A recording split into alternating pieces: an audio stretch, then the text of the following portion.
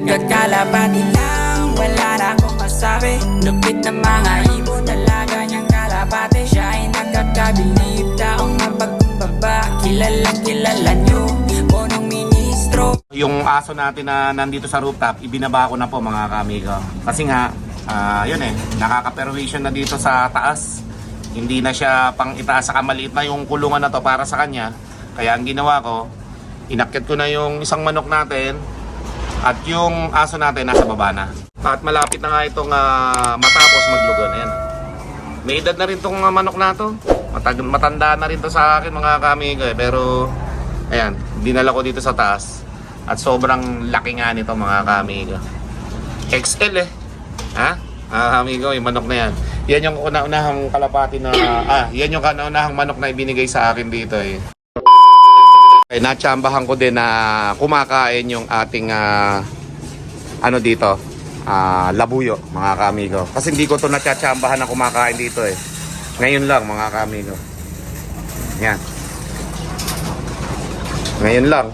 Ngayon ko lang siya natsambahan kasi nga mailap yan mga kamigo. Malapit na matapos maglugon yung ating labuyo mga kamigo. Ganda Malakas naman palang kumain ng pellet So pellet na lang yung pinapakain ko kasi nga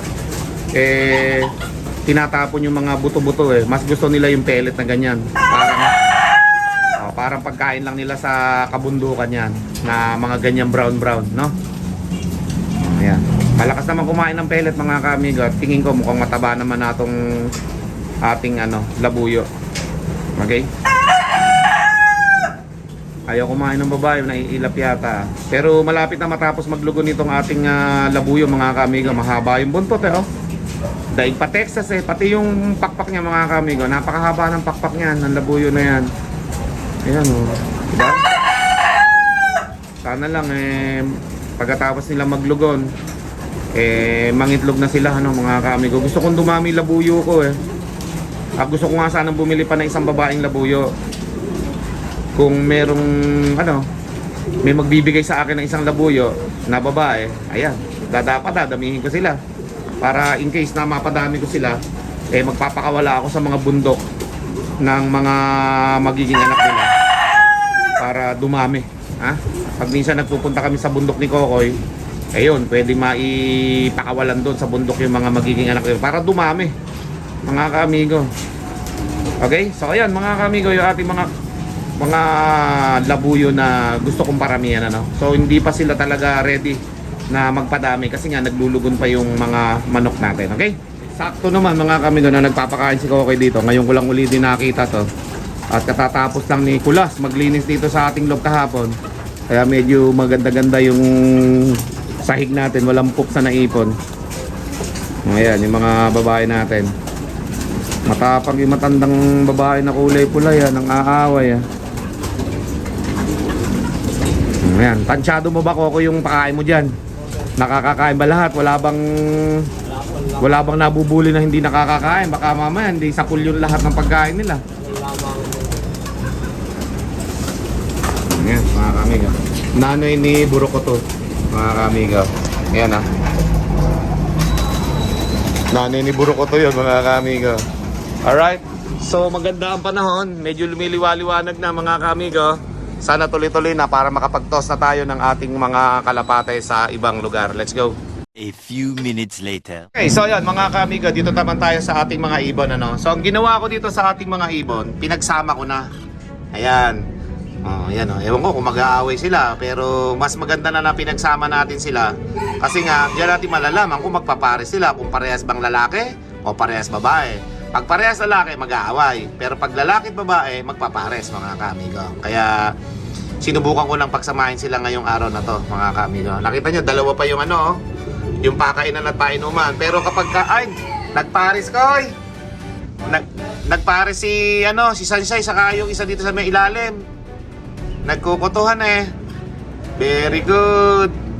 Ayos, nagpares ito mga kamigo. Nagpapakuto na si Sansay Alright, ayos. Eto na lang ang tanong. Dalawang puti natin na to. Sana magpares ito mga kamigo.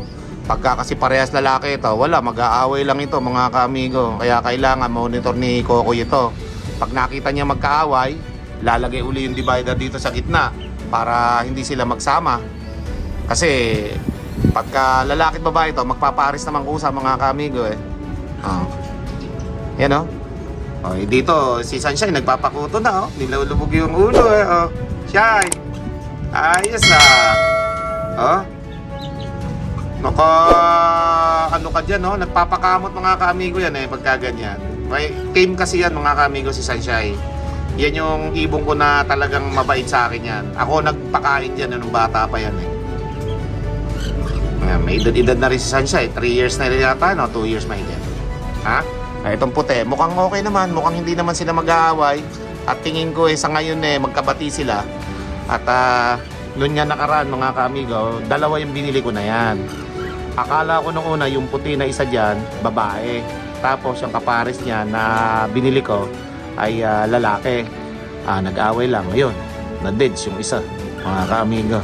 So natira yung puti, mas matapang yung puti. Ito, binilang ko siya ng bagong kasama ngayon. Yung kulay puti rin nito na medyo bata sa unahan na to.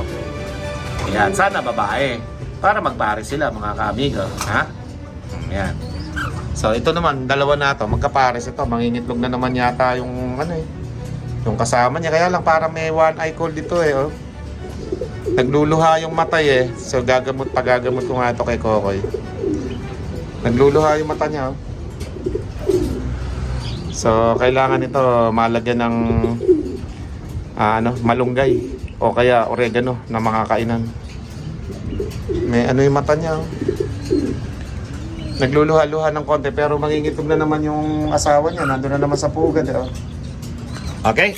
Yan yung update sa ating mga ibon dito mga kaamigo. Mukhang hindi naman mag-aaway yung 2 puti na ito at magkatabi naman sila. Kasi kung mag-aaway hindi magdidikit mga kaamigo eh. Dito naman, yan sweet ni Sunshine Okay? Ito mga kaamigo ang update sa ating mga ibon dito na kakache. Yan, sana maparami natin. Let's go! Mga kaamigo, kung katulad dati na parang basa siya, ngayon, makinis na. Kailangan lang natin siyang palakasin mga kaamigo. So, pagka ganun kasi mga kaamigo, nagpapalakas yung ating kalapate galing sa pagod, stress. Ito sigurado to na overuse ito mga kaamigo dahil nga nakita niya nakasingsing yan ng PHA MacArthur. Ayan. PHA MacArthur yan, tapos naka-clambling ng violet, tapos naka-sensor pa yan mga kaamigo. Nagkasya dyan yung 3 singsing na yan kasi nga pang derby natin na pang south yan mga kaamigo. Dahil nga hindi siya nakauwi nun, ayan, nadali pala ni Boy Daggett mga kaamigo. Kaya okay naman siya.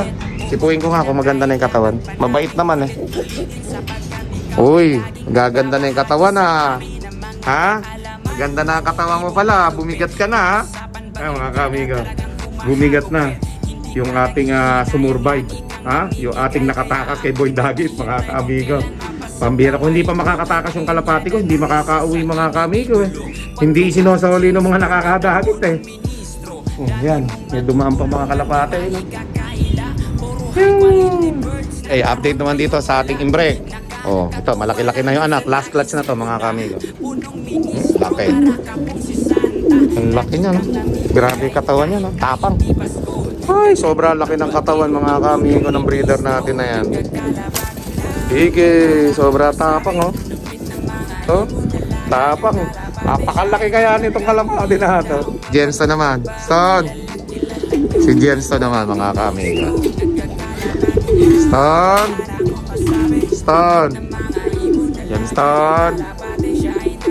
Gemstone. Tapang ni Gemstone Yan na lang, puro matatapang mga kalapati natin Bro. Yan po, yung update kay Quattro, yung mga nagtatanong. Ayan. Si Quattro masakit pa katawan niya at naglulugo. Kaya hindi ko hinuhuli mga kaamigo, hinahayaan ko lang siya dyan. Diyan ka muna ha. Yan, diyan ka lang ha. Dito ka pupunta. Dito. Kuto. Diba? Napasok agad dito sa training natin Ayos yung training natin dyan mga kaamigo.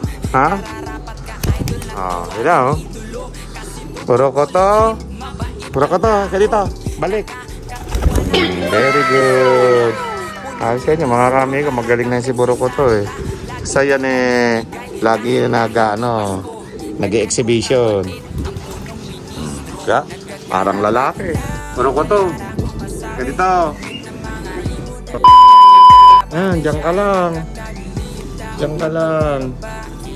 Napakabait ng kalapati nito mga kami ko. Si Buruko to.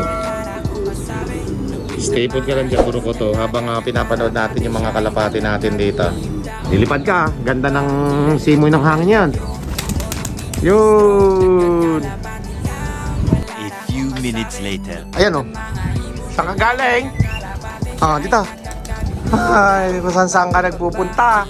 Katagal mo nawala. Ha? Pihira, galing sa may puno. Diyan ka muna sa upuan. Yan, diyan ka muna. More moments later. Okay, so dito muna tayo sa ating landing board, no, mga kaamigot. Pinalipad muna namin ng saglit yung ating mga kalapate upang makapag-unat-unat man lang. Medyo maganda-ganda yung sikat ng araw ngayon tanghali at kaya naman pinalipad natin ng konti ito. At ito, yung iba, ayaw pang pumasok mga kaamigo. May ikot-ikot pa yung iba mga kaamigo sa ating loft. At siguro maya-maya na natin papapasukin ito mga kaamigo kapag bumaba na lang ako, no. At nagtatambay pa sila, oh. Ayaw pa pumasok, bumababa pa yung ibang kalapati natin. Pero sana magtuloy-tuloy na yung ganda ng sikat ng araw ngayong araw na to mga kaamigo. Hanggang sa mga susunod na araw para magtuloy-tuloy na yung ating pagtitraining. Nabitin po tayo sa 60 km nabitin po tayo mga kaamigo sa 86 km. Kailangan makabalik na tayo bukas mga kaamigo upang yung ating mga kalapati tuloy-tuloy na yung ating pagpapalayo sa ating mga training. Okay? At kailangan nating magpalakas ng kalapati mga kaamigot. At hindi biro yung labanan sa South Derby Race, no mga kaamigot. Lalo't yung ating mga kalaban ay, alam nyo na mga kaamigo, kaya magagaling, BBC Nueva Ecija po ang maglalaban-laban mga kaamigo. At napakagagaling po ng mga pansyer dito sa lugar natin. At sa ibang syudad pa. Kaya abangan natin mamaya mga kaamigo. Ayan, meron pa tayo isang magandang kalapati na dumapo. At papapasukin na lang ni Kokoy mamaya yan mga kaamigo. Balikan na lang natin siya at may gagawin pa ako sa baba, no? Okay? At syempre mga kaamigo, yung mga kalapati natin na yan ay sana makasurvive sa mga susunod natin training sa Maynila, no? Para makalayo na tayo. Okay? So abangan nyo po yan, lahat ng training natin yan mga kaamigo. Sana tuloy-tuloy na yung ganda ng sikat ng araw. Araw-araw ng maganda para makapag-training na tayo sa Maynila mga kaamigo. Okay? So, abangan nyo po yan mga kaamigo. At kapanapanabik yung mga training natin. Ayun na yung mga ibang kalapati natin mga kaamigo. Paikot-ikot na lang ayaw pang bumaba mga kaamigo Pero abangan natin mamaya yung ating mga kalapati na yan. Kasi magagaling talaga sa liparan sa tanghali yan Ayaw pumasok, tambay ng tambay Okay? Mga nagliligawan mga kaamigo. Kaya kailangan na natin silang i-training sa malalayo mga kaamigo. Abangan nyo yung pagbabalik natin sa Quezon City, 86 km mga kaamigo. Let's go! Many minutes later. Tulog na si Kokoy mga kaamigo sa puyat kanina. Tapos dito mga kaamigo, may pumasok sa ating isang kalapate. Sumabay sa mga flyer natin kanina nung nagpa-low play tayo. Batang-bata mga kaamigo. Yan mga kaamigo. At hindi inakala na mayroon tala tayong dagat dito. Ito, papakawalan natin yan mga kaamigo. So hindi sa atin ito Okay? At kailangan natin itong pakawalan. Tingnan natin muna kung maganda yung katawan, papakawalan. Pag pangit ang katawan, papakainin natin. Yan. Okay pa yung katawan. Tumukod lang. Mga kaamigo. Ano siya? Nagbukid. Okay? Sa baba natin.